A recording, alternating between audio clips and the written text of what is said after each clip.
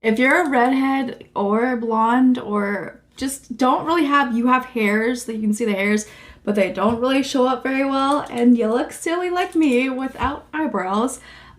This is by the brand Vevivia, I believe that's how you pronounce that. And it's got the dual end brush where this side is the curved tip and then this side is the double-sided. So you got the double-sided and it's brush tip, which is so much better than a felt tip. I have tried my experiences with felt tips and some of them are okay, but I prefer the brush tips over felt tips. But it's got the little ball in there that you can hear, that allows it to like shake all the little paint stuff, whatever it is, the product around. But yeah, so if you're a redhead and or again no brows, I keep saying redhead because this is actually the first one I've found that has actual color payoff and looks pretty much like the color of my hair. Most of them have usually like a green tint. This one doesn't really have a green tint. It has more of like the brownish copper tint, which I have a lot of. Like I do have a little bit of yellow and green tint, but not as much as like some of those felt tips ones have. So anyways, I like to map out the brows first.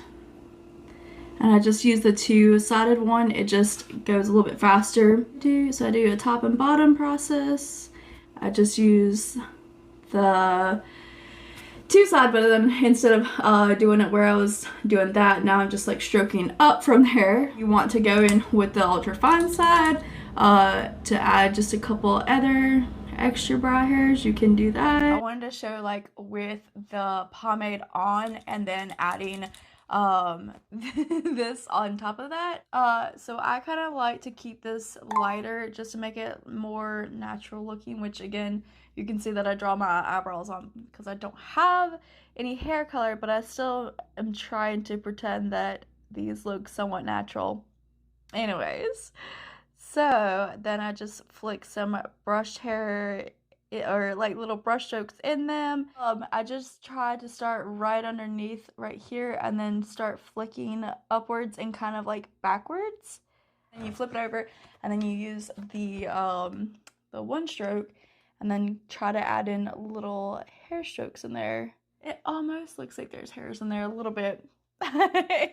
I'm still loving just like using it like without anything, but I also wanted to show like when I do the pomade, how to kind of like get more of the like brow hair like right up in the front area. But I love the packaging.